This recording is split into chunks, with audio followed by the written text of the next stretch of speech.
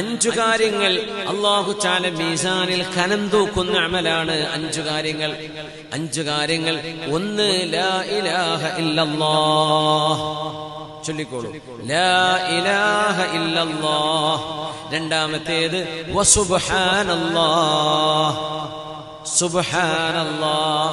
മൂന്നാമത്തേത് വൽഹംദുലില്ലാഹ്. നാലാമത്തേത് അല്ലാഹു അക്ബർ. അഞ്ചാമത്തേത് വൽ വലദുസ് സ്വാലിഹ് യുതവഫാ ലിൽ മർഇൽ മുസ്ലിമി ഫയഹ്തസിബു.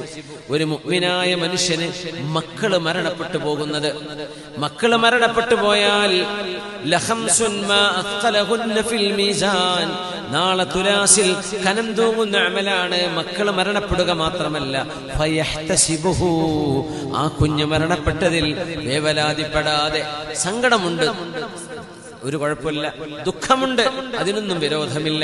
അള്ളാഹുവിനെ പഴിചാരുകയോ അള്ളാഹുവിന്റെ ഖദറിനെയോ ഖളാഇനെയോ ആക്ഷേപിക്കുകയോ ചെയ്യാതെ അള്ളാഹുവേ നിന്റെ വിധിയിൽ ഞാൻ സമാധാനിക്കുന്നു റബ്ബേ എന്ന് പറയുന്ന മാതാപിതാക്കൾക്ക് നാളെ ഈ മരിച്ചു പോകുന്ന മക്കൾ തുലാസിൽ കനം തൂങ്ങുന്ന അമലാണ് എന്ന് റസൂലുള്ളാഹി സ്വല്ലല്ലാഹു അലൈഹി വസല്ലം.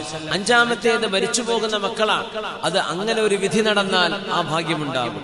പക്ഷേ ബാക്കി 4 ദിക്റാണ്. ലാ ഇലാഹ ഇല്ലല്ലാഹ്, സുബ്ഹാനല്ലാഹ്, അൽഹംദുലില്ലാഹ്, അല്ലാഹു അക്ബർ.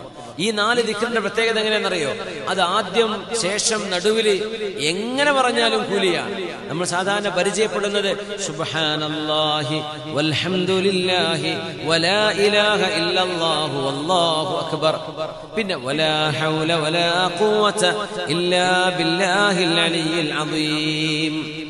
ഇങ്ങനെ 5 കാര്യങ്ങൾ നബി തങ്ങൾ പറഞ്ഞു. 4 ദിക്റും പിന്നെ മക്കൾ മരണപ്പെട്ടു പോവുകയാണെങ്കിൽ അതും മാ അസ്ഖലഹുന്ന ഫിൽ മീസാൻ, തുലാസിൽ ഇത്രമേൽ കനം തൂങ്ങുന്ന വേറെ അമലില്ല.